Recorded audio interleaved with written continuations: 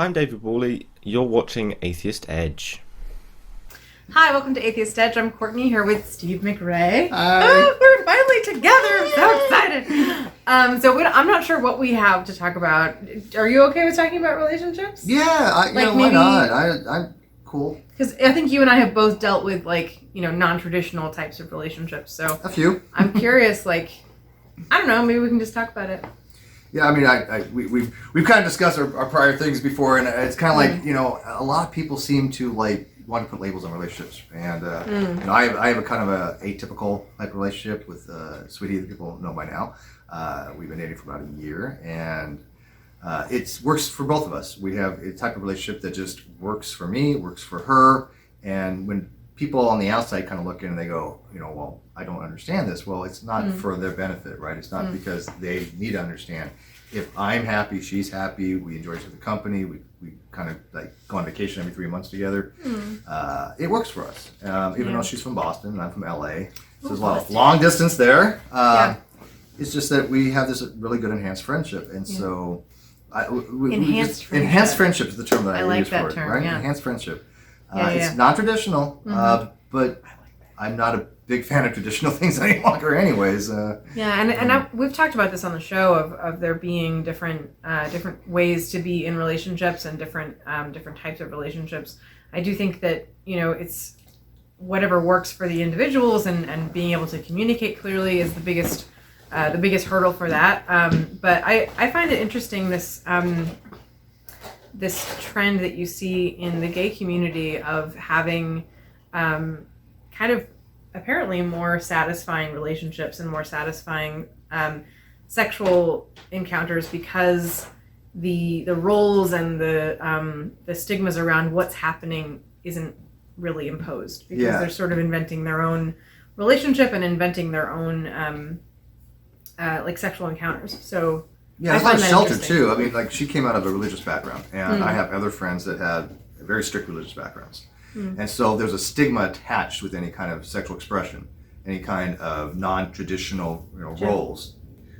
Usually they have the a man. Usually the traditional stereotype is like the man, the dominant, the man supplies the money and the supporting of the house. Right. These roles have all long since been just decimated in society, I think. Yeah. But a lot of women, when they have repressed sexualities because of religion, they don't know how to properly have functional relationships, or if they have an atypical one, they want to be able to feel freedom to express themselves in a way that they don't know how to actually express it. And I think a lot of people have that, even without some kind of religious background. To me, like you said, communication is the key. If two people are on the same wavelength, then that is between the two people. Right. And I think when other people try to put their own bias and their own understanding of these things onto other people, it causes a lot of discord. It causes a lot of problems. Yeah, and I find that interesting in that statistic about there being a difference there because it makes sense that there would be if you change the predetermined kind of cookie cutter version of what a relationship looks like or what sex looks like, then you can kind of make it your own and make it personal to you, and that works better for a lot of people. And I guess that's what you find in the poly community too, of people having very satisfying relationships because they learn how to communicate at a very deep level, they learn how to trust each other at a very deep level, and they also can make their relationship exactly what they want it to be. Yeah, trust is the biggest thing. I mean, she's poly. I'm monogamous. I'm not poly. I can only handle one at a time. But it works. Like I said, it works. And it when you're talking about the trust issues, a lot of people do have trust issues, especially when it comes to relationships. People have been burned. People have had bad, sour relationships. That happens to everybody. And some people come out of it more worse for the wear than others. And they have a huge amount of trust issues because they put their faith and trust into somebody who wasn't deserving of it, wasn't competent enough to have that trust, and they're very fearful of opening themselves up to people again. So my last actual relationship, last girlfriend I ever had was actually 5 years ago, right? I've dated since then, but the last girlfriend I had was 5 years ago. But this is the first dating relationship that I've had in probably 2 years. but only because I didn't want to even open up to anybody. But she's somebody that I can actually open up to. I trust her. She trusts me. And I think that is the quintessential thing for any kind of relationship is trust and communication. Without that, nothing else matters. You just can't have anything else without those. And it is unfortunate that sometimes you enter into relationships with people who have had really horrible things happen in the past, and they bring that suspicion of other people into your relationship, and they start to believe that you might be capable of cheating on them or might be capable of lying to them or something. And so that can be really difficult when people will bring assumptions and fears into new relationships, and that new person gets kind of punished for what happened in the past. Yeah, my priors were like that. She's like the first that doesn't have any of that. Oh, that's good. We have this unbelievable amount of trust between us, and if I tell her something, she just takes it to be the truth. She tells me something, I take it to be the truth, which no suspicion there. Because you've had people in our lives where you say something, and for some reason they always have to take it suspiciously. Yes. Even if there's not even something to be even had there, they're always going to read it in the worst possible light. Right. And when you have somebody who's just the opposite of that, who trusts you, it's so much better. I mean, because I feel like I'm actually with somebody who listens, who wants to have the same experiences, go do the same things, and I don't have to sit there and explain myself a million times over for something that isn't really something I shouldn't even be bothered to have a discussion about. I mean, it's just because people will get upset at the most myopic things, and she's just the opposite. She doesn't, and so I like that. Yeah. Well, yeah. So there's another part of that too of attachment theory. Do you know anything about that? Attachment style. Enlighten me. So attachment theory was something that has been around for a very long time, and it used to be believed that that it was only formed in childhood.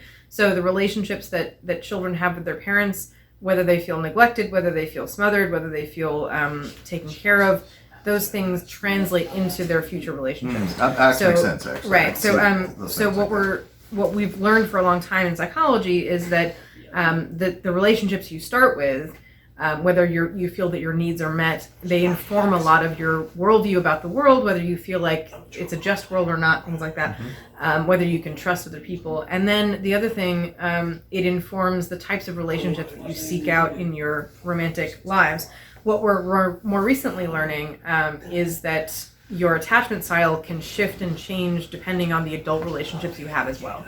So even if you have a really solid childhood with really good parents, if you have really horrible relationships, then it might bring your attachment style down to something less healthy. And that's been really interesting. I can definitely see that, actually. Yeah, so there's a book called Attached that I've recently become a huge fan of because it looks at, it's a bunch of psychologists who have come together to bring this new research in about adult attachment style. And it's all about the way that the different attachment styles interact and how to determine what yours is, what theirs are, what your past attachment style relationships looked like, and the way that those things interact. And it's very predictive. Really I like the fact that you said that things could change. Your style can change. Yeah. I've had a lot of ex-girlfriends. I know that's not bad, but I've had my share, and my style has changed. What I've liked has changed. Sometimes you think, am I settling a little bit? Why am I with this person? They're not exactly the nicest person in the world. Am I doing it because they look good? Or they do it because of this, that? I can safely say that the relationship I'm in now, the dating I'm in now, the first time I haven't had to analyze anything, and that's one of the biggest things that have changed. I wanted somebody that I didn't have to sit there and analyze, because you go through these things in your head, these conversations in your head, and you think to yourself, does a person like me? Is she doing this? What does this mean? Am I misreading this? And when you find somebody that you don't have to do any of that with, it's like, this is awesome. I'm really, and wherever it goes and wherever it leads, it doesn't really matter, because I think when you have that base level, you know somebody's that you don't know for the rest of your life. And so I think people do change, but I don't like the fact that I had to question things before with relationships, because I didn't have the trust in them, because women can be just as devious as men. But I the fact that she's actually very open. That's good. Yeah, she's cool. She's a cool person. Go check her out her channel. Yeah. And she gets one. And that is a good point, that like wanting things to be sort of a natural flow, a natural progression, that like the transitions that you make in relationships are something that doesn't feel forced or coerced, and it's something that is just a natural next step. It just is, yeah. I really like that, and I've experienced that in relationships. I think that that there's a lot to be said for relationships that feel very comfortable and natural and safe. Yeah, safe's a good word. Mm-hmm. Yeah, I mean, I know without a doubt, as much as you can know something, without getting into epistemology, she would never do anything to actively hurt me. And Yeah. I would never do anything to actively hurt her, and I think that's important because a lot of people do. Relationships go south. People become bitter. People become manipulative. People become vengeful. And I know as a person, she's not that kind of person. And I think that should be what most people should look for in a relationship: somebody that doesn't have those qualities that have been, I would be perceived as negative before, because I think those are negative qualities. I mean, you don't want somebody to be vindictive. You don't want somebody to be controlling. You want to have somebody that just gets you. And so this is kind of a first for me, actually. But this is why I'm so comfortable to go on vacation with her, and we have fun. But no more Long Island iced teas. Not in Texas, ever. No, Again. not Texas. They're like that. They're no joke. Long Island's here. They don't mess around. I got messed up on Long Island's in Maine, so I can't imagine what they are in Texas. They were like this massive things, but. So I do have a question.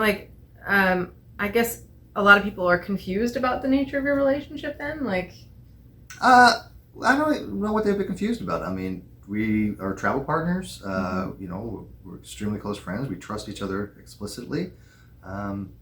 It's just we're dating kind of thing. Yeah. And people like that. They want to put a label on everything. Oh, boyfriend, girlfriend, this, that. It's like, no, I don't want the label for somebody who's a girlfriend. She doesn't want somebody's label for a boyfriend.